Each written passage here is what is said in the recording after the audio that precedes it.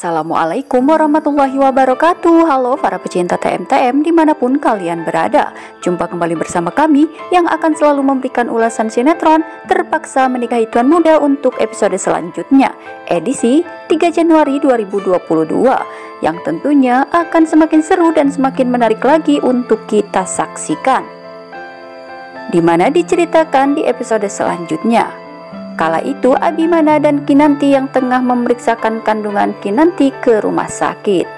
Rasa bahagia Abimana tidak dapat terbendung lagi, bahkan ia pun tidak dapat berkata-kata, karena yang ada di dalam benak Abimana saat ini adalah kebahagiaannya, karena sebentar lagi dirinya akan segera menjadi seorang ayah. Bahkan Abimana meminta foto USG bayinya kembali kepada seorang dokter ini untuk ia bawa pulang ke rumahnya. Tentu saja dengan senang hati dokter itu pun memperbolehkannya. Abimana pun tersenyum bahagia menatap istrinya Kinanti. Keduanya pun menatap satu sama lain dengan penuh kebahagiaan, dan wajah keduanya pun nampak berseri-seri, karena mereka berdua sudah tidak sabar lagi menunggu kehadiran si buah hati di pelukan hangat mereka berdua. Tentu saja kehadiran buah hati mereka akan menjadi pelengkap kebahagiaan di dalam rumah tangga Abimana bersama dengan Kinanti, dan bahkan menjadi kebahagiaan tersendiri di keluarga Sudirja. Kini Abimana pun sudah siap menjadi seorang ayah. Bahkan Abimana sudah mempelajari bagaimana caranya untuk menjadi seorang ayah yang teladan bagi anaknya kelak. Namun di lain sisi, di mana Ana yang selalu saja meminta kepada Reno untuk segera pergi dari rumah Abimana ini. Diam-diam di sini Anita pun mempergoki percakapan Ana bersama dengan Reno yang akan segera pergi dari rumah Abimana ini. Akhirnya Anita pun mencari-cari alasan supaya Reno tidak termakan bujuk rayu dari Ana yang memintanya untuk keluar dari rumah Abimana ini. Anita kala itu berpura-pura mengalami sakit kaki supaya Anita mudah mencari alasan kepada Reno agar Reno tidak jadi keluar dari rumah Abimana. Ana yang melihat ini semua, ia pun nampak sedikit kesal karena lagi-lagi Anita tidak mengizinkannya untuk keluar dari rumah. Kini Reno seperti si malakama karena Reno di dalam genggaman si ular Anita, dan Reno kini telah dijadikan sebagai pembersih dari kejahatan Anita ini. Kini Reno merasa khawatir jika suatu saat kejahatan ibunya ini akan terbongkar dan semua kejahatan Anita akan ditanggung oleh Reno. Sebenarnya di dalam hati Reno ia tidak ingin melakukan kejahatan lagi, namun apa daya karena ini perintah dari ibunya. Ia pun akhirnya tidak dapat berbuat apa-apa selain menuruti keinginan si ular Anita ini ya sahabat. Semoga saja ya sahabat, Reno tidak terkena imbasnya dari kejahatan ibunya ini, karena sesungguhnya Reno adalah anak yang baik hati. Hanya saja keserakahan dan ketamakan si ular Anita ini akhirnya Reno harus menjadi seorang penjahat.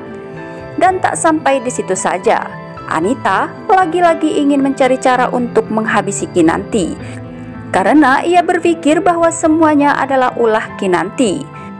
Karena Kinantilah Ana ingin pergi dari rumahnya ini, ucap Anita kala itu di dalam hatinya sambil mencari cara untuk menyingkirkan Kinanti.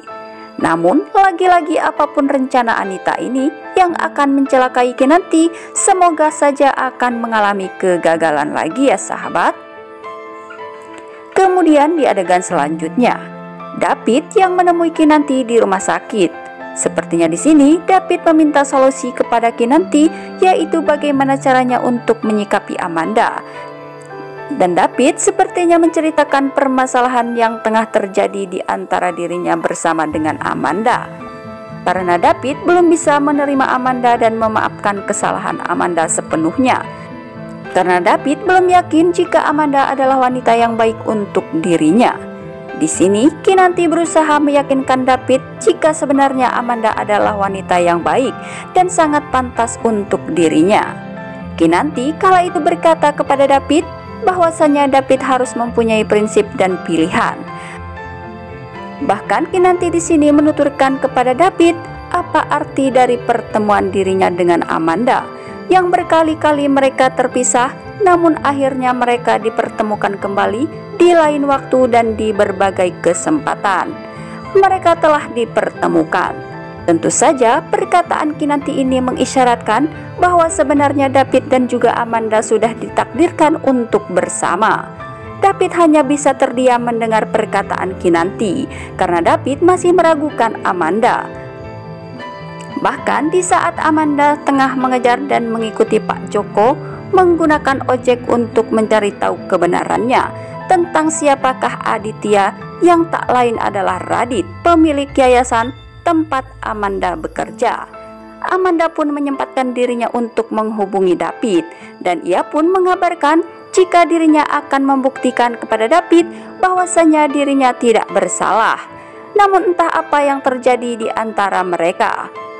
Karena terlihat di sini, Amanda kala itu berkata kepada David, "Apapun yang saya lakukan dan apapun bukti yang telah saya berikan kepada kamu, kamu tidak akan pernah mempercayai saya," ucap Amanda kala itu kepada David. Lalu David pun hanya bisa terdiam. Akhirnya Amanda pun pergi meninggalkan David begitu saja. Semoga saja ya sahabat, hubungan David dan juga Amanda akan segera membaik.